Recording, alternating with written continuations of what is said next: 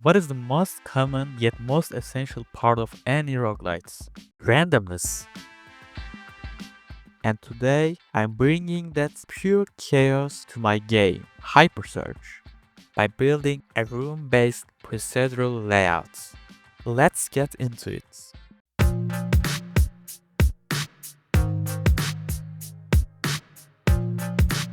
Most games with a core loop rely on procedural generation. Think of the big ones. The Binding of Isaac, Enter the Gungeon, Dead Cells. Even though those are 2D, the logic for the 3D isn't that different.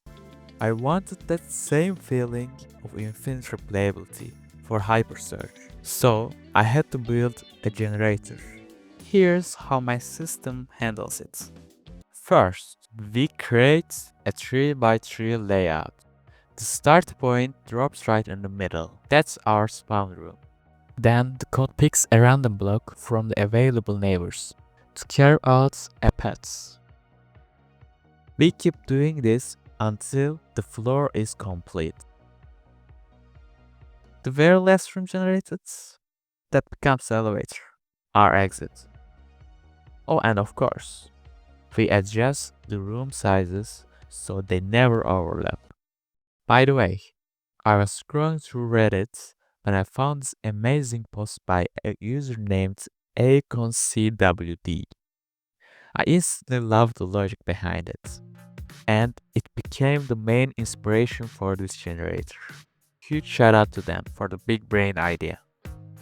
So we have the layout, great, but we need assets to actually populate the world. So I started using room prefabs. That's when I ran into a massive problem. To travel between rooms, you need doors. But if I just place them randomly, you might end up opening a door straight into a solid wall. To overcome this, I separated the walls entirely from the room contents. Now, the prefabs only include the objects inside the room. After the rooms are placed, the code checks for neighbors. If there's a neighbor, boom! It spawns a wall with a door hole and an actual door. If not, just a solid wall. Finally, we can actually move through the level without breaking our noses. Reddit posts also mentioned that rotating the room randomly makes it look like you have way more variation than you actually do. It's a genius illusion. But man, I hit a huge bug. I was accidentally rotating the entire room along with the walls, so my code basically broke everything. It was a disaster. Luckily, I fixed it by only rotating the room contents while the walls stay locked to the grid. It works perfectly now.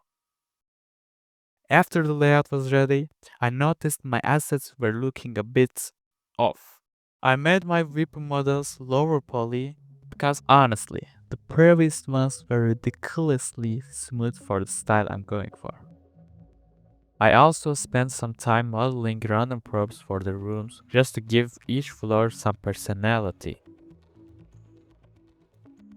While working on the visuals, I experimented with three different styles. The first one was inspired by a comment from my previous video, a cool 2D-ish retro look, kind of like Doom or Quake. The second one is a cleaner, more standard low poly look. And the last one is a slick, cel-shaded look. Which one do you think fits my game best? Let me know in the comments. For now, I've decided to move forward with cel-shaded style. I think it gives my game a much sharper, distinct vibe. Now, don't you think those static dummies are boring? Let's get rid of them. I added these floating enemies and gave them a simple AI. They don't just stand there waiting to die. They strafe randomly. If they get close, they attack. But if you get too close, they actually move backwards to get a better shooting angle. It makes the combat feel so much more dynamic. I had the door holes in the layout, but the doors weren't closing or opening yet. With our new enemies, I can change that. The logic is simple. You enter a room, the door slam locked, and you have to defeat every single enemy to unlock the path to the next area. Classic. Finally, the game loop is coming together. But let's be real, a roguelite isn't a roguelite without power-ups. We need a way to choose upgrades. For now, I've only made 3 upgrades, but the system is built to handle way more. I handle this using a dictionary system in Gota. It stores upgrade stats like health, speed, and damage. When the player enters the elevator at the end of the floor, the code picks random entries from this dictionary and presents them in the UI. When you click one, it injects that value straight into the player stats. It is super modular, meaning adding new upgrades later will be easy. With that system in place, I created a very basic start and end UI and connected everything with the elevator.